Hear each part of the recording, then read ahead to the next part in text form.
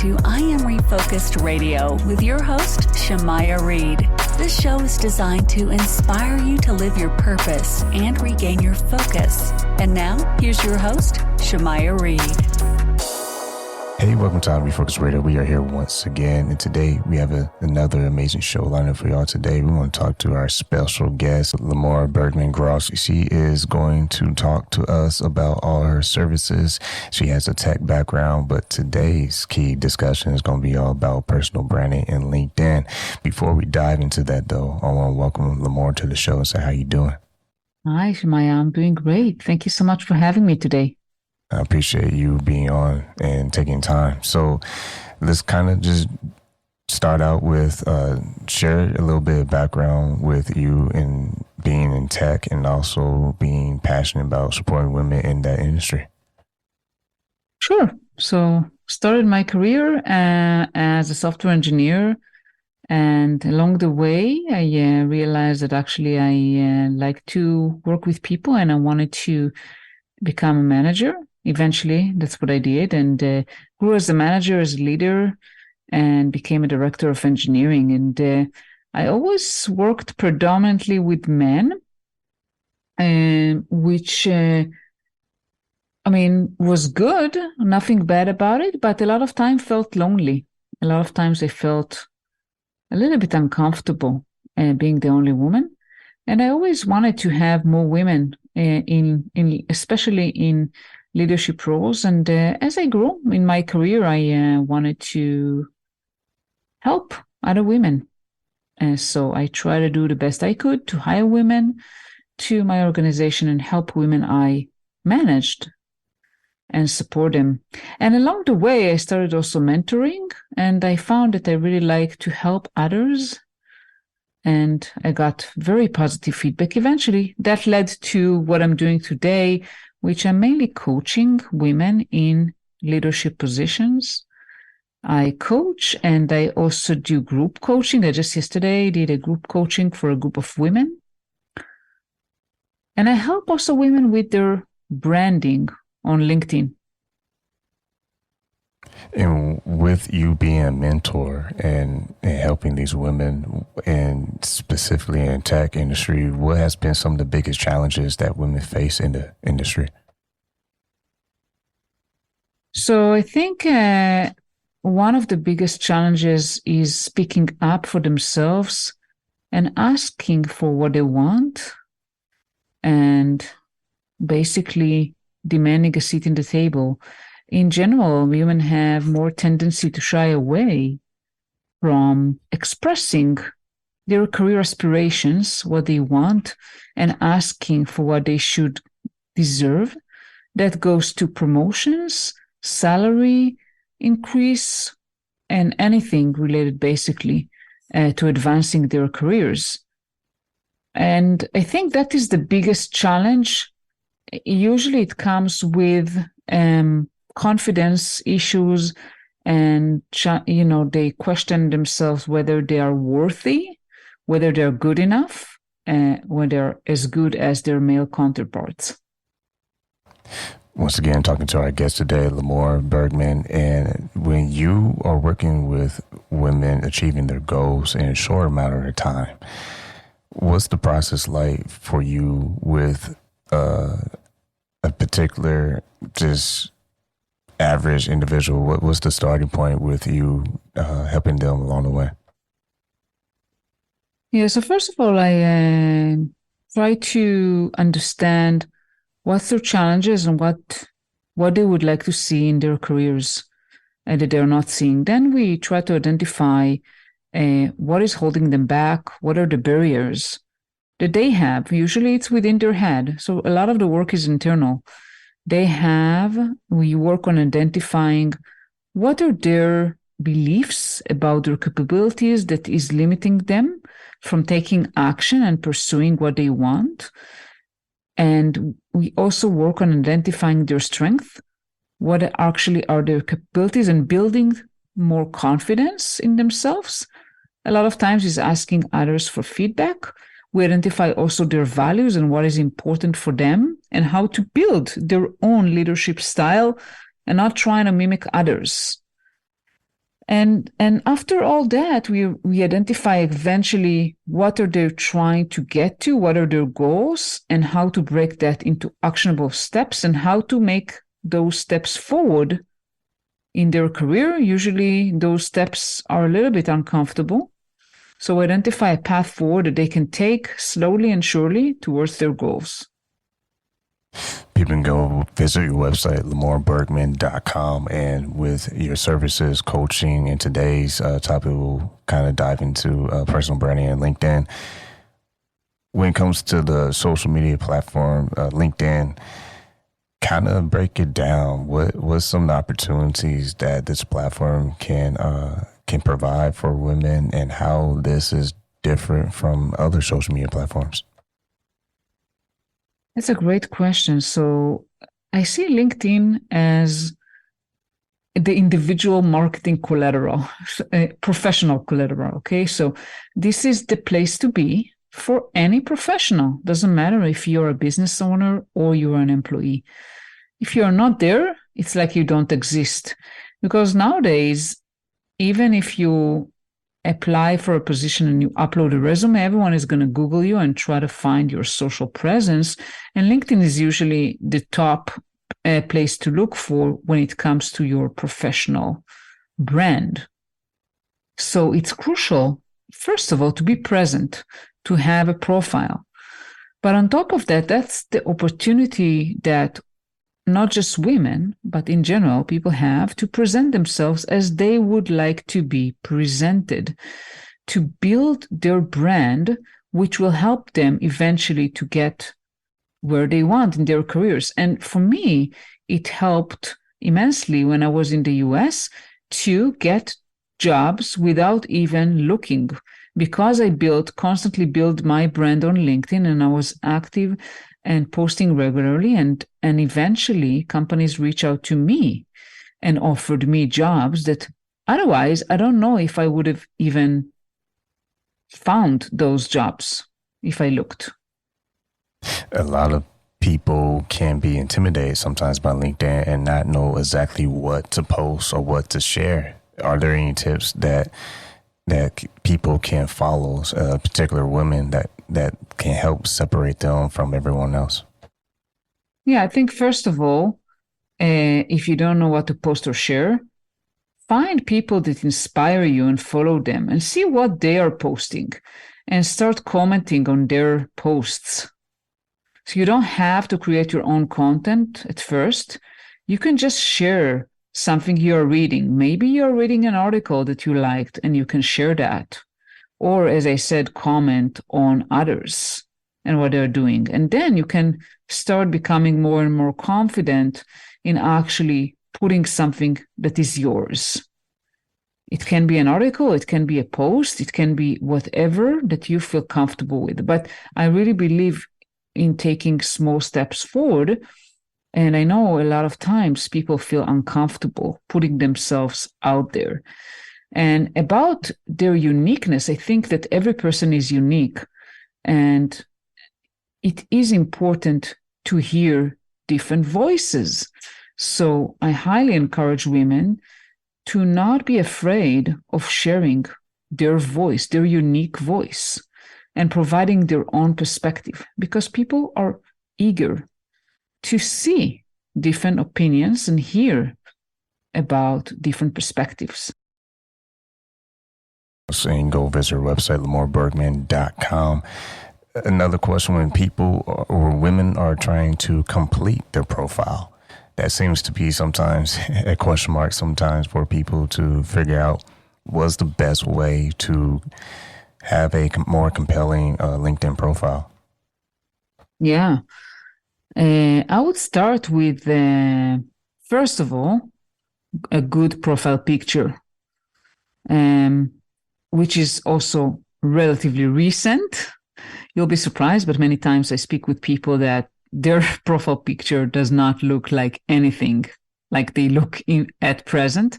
So a good picture where people can see your face smiling, ideally. So that's the first thing.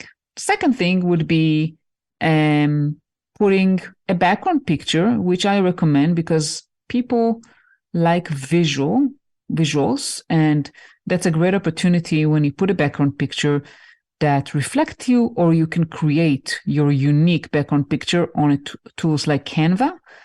It's very easy. You don't need to be very techy. You can create this picture using logos of technologies, if you're in tech, or put maybe a quote, or put your services or website, whatever you want, basically, on that background picture. I really recommend to do that because when someone lands on your profile, the first thing that they're going to notice is your profile picture and your background picture, because that's kind of how people and how the mind goes to visual things first. So those are the two main things. Focus on those first. And then the next one would be your headline. The headline is basically the text below your name, which most people don't change, and that's a shame. By default, that's your most recent title and the most recent company you work for. So let's say you are a software engineer at Google, so it would be software engineer at Google. I highly recommend to utilize the headline to tell the world a little bit about you, what you do, what do you help people with, and what are your skills, what kind of roles can you do. And it doesn't necessarily have to do what you currently do. That's a great opportunity to strategize for what you want to do next based on showcasing your skills and capabilities in this headline. And you have 250 characters, if I'm not mistaken. That's quite a lot. And you can utilize that headline both for keywords, so basically to be found, but also to help a recruiter or hiring manager or anyone that lands on your profile to find out very quickly who you are, because people's attention span is very short and becoming shorter and shorter over the years. So you want to make sure that in the first few seconds that someone lands on your profile, they can know who you are. So those, I would say, the basics. The next one to invest in would be your about section, and that's where you can tell your story. I recommend sharing maybe something a little bit personal. How personal you want to get, that's up to you, but share yourself as a person, who you are, what is important for you, what are your passions. Maybe you volunteer in some places.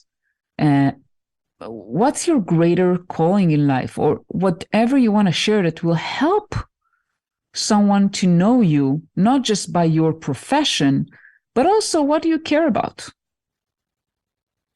So those I would say would be the top ones. Those are some good points for people to follow, and both men and women can benefit from those points. And we are using LinkedIn, especially for personal branding. What's some common mistakes that you notice people using, particular women, since you mentor women, that are being made? How can they be avoided in the future? You mean on LinkedIn? Mm-hmm. Yes, ma'am. I think one of the main mistakes is basically not utilizing the profile. So as I said, like not changing not investing time in thinking through what do you want people to think about you when they see your profile. So usually people tend to just put their last or current position and present themselves as what they do today, and not think strategically about what they would like to be and do in the future, or what opportunities they would like to see coming to them. And that requires a little bit of deeper thought and strategy about what kind of keywords do you want to use and how do you want to present yourself that, again, may not reflect necessarily what you're doing today. And specifically for women, I think one of the challenges that women have is that they shy away from writing about themselves, about their achievements, their accomplishments, their skills, their strength. Women in general feel very uncomfortable. They see that as being arrogant. And a lot of times I tell them, listen, I mean, LinkedIn is not the place to be shy. That's your marketing collateral. You should write on yourself all the things, obviously, everything that is truth. You shouldn't lie, but you should not be shy. You should just express to the reader who you are and what you're capable of doing. And that's where I think women fall flat. Talking to our guest here on I Am Refocused Radio, Limor Bergman Gross. You can go to her website and check out all her podcasts and testimonials, blogs, and services at limorbergman.com. And before we kind of plug your podcast real quick, let's talk about your experience being in the United States. So you've been able to work both in the United States and Israel. Do you see any differences how women are treated and supported in the tech industry between those two countries? To be honest, I haven't seen a great difference because I worked with, international companies both in Israel and in the US. And also in Israel, I mean, it's a small country, so we work kind of globally. I haven't seen much of a difference. One of the things that I did notice, because in the US, there are a lot of laws against, asking you any personal questions. It's been a relief when I moved to the US that no one asked me if I'm married, if I'm planning kids, how many kids I have, and how am I going to be able to work while raising a family.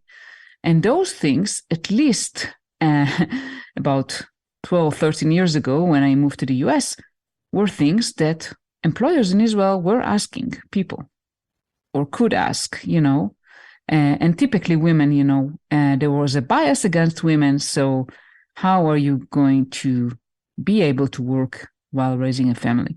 But other than that, I haven't seen much of a difference.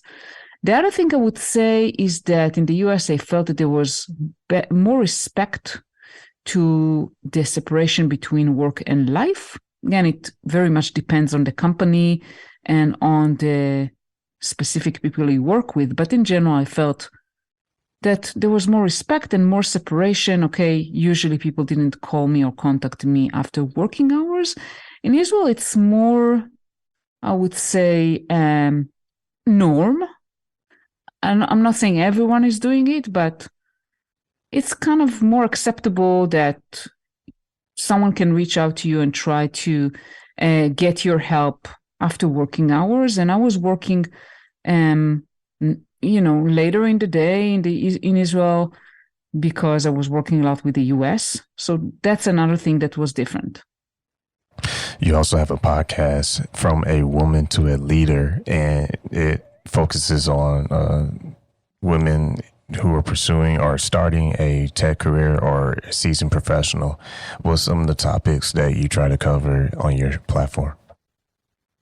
Yeah, so it's pretty new. I just recorded 5 episodes so far.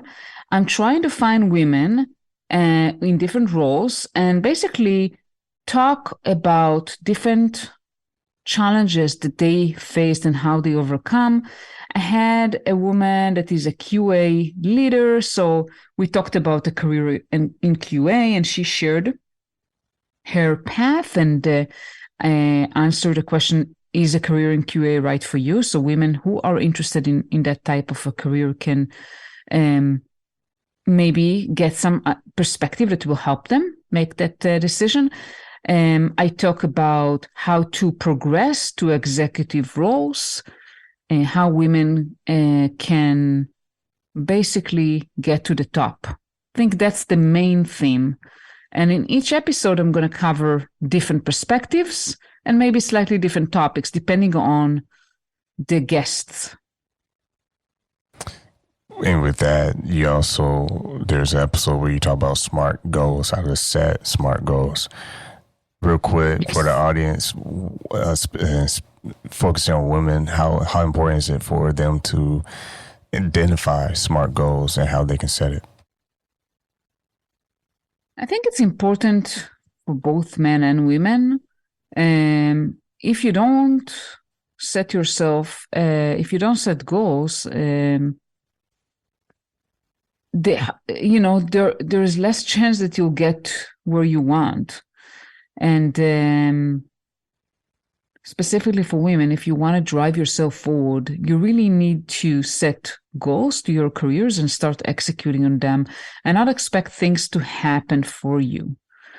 And I think women in general are typically, more leaning towards doing their job and waiting for someone to notice, and setting goals around their careers can help them take charge of their careers and navigate their career forward.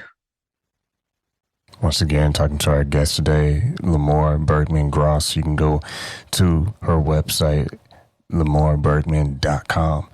Real quick, I know we've been talking about LinkedIn and personal branding, but with your online coaching, you do one-on-one coaching. Kind of share with our audience how they can benefit from your coaching process. Sure. So the benefit is mainly identifying what is holding you back, identifying where you want to go and why. A lot of times we talk about, someone would tell me, I want to do X. And then when we dive deeper and understand what are the motivations, we may find that she actually wants to do something different. So I will help you realize what you want, what are the motivations for that, what is holding you back, and how can you build a plan and progress. While we have you on, what's the best call to action for our listeners, particularly women, if they are seeing your services as a good fit, and how can they be screened? Just reach out to me. There's a form on my website, so you can just go to my main page and contact me there. Or you can just reach out to me on LinkedIn. That's another way. Once again, talking to our guest, Limor Bergman Gross here on Refocused Radio. I want to say thank you again for your time talking to us today. Thank you so much, Maya, for having me.